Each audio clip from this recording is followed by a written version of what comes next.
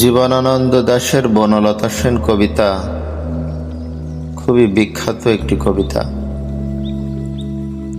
এই কবিতার মূল ভাব হল ক্লান্ত মানব জীবনের চিরন্তন শান্তি ও আশ্রয় খোঁজা।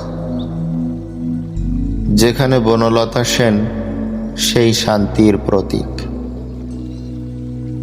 কবি হাজার বছরের পথিকের মতো ইতিহাসের নানা বাঁকে ঘুরে জীবনের ক্লান্তি ও নিঃসঙ্গতা অনুভব করেন, আর সবশেষে বনলতার শান্ত স্নিগ্ধ রূপের মধ্যেই খুঁজে পান এক গভীর আশ্রয় ও পরিপূর্ণ শান্তি, যা যুগ যুগ ধরে মানুষ খুঁজে চলেছে।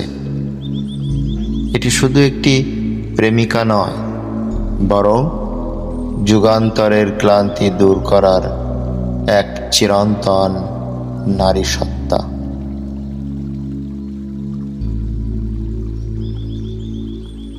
বনলতা সেন, জীবনানন্দ দাশ। হাজার বছর ধরে আমি পথ হাঁটিতেছি পৃথিবীর পথে, সিংহল সমুদ্র থেকে নিশীথের অন্ধকার মালয় সাগরে। অনেক ঘুরেছি আমি বিম্বিসার অশোকের ধূসর জগতে, সেখানে ছিলাম আমি আরো দূর অন্ধকারে বিদর্ভ নগরে। আমি ক্লান্ত প্রাণ এক, চারিদিকে জীবনের সমুদ্র সপেন। আমারে দুদণ্ড শান্তি দিয়েছিল নাটোরের বনলতা সেন।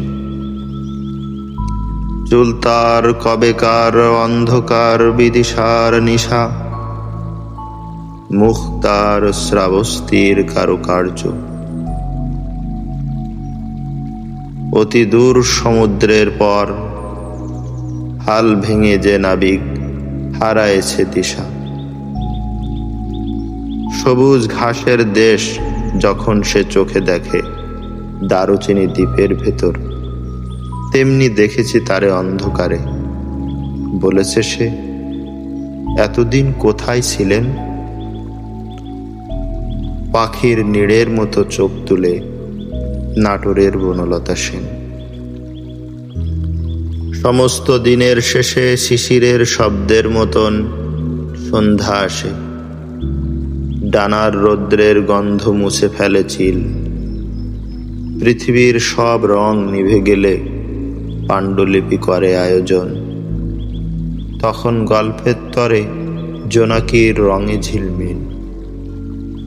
সব পাখি ঘরে আসে, সব নদী ওরাই এ জীবনের সব লেনদেন। থাকে শুধু অন্ধকার, মুখোমুখি বসিবার বনলতা সেন।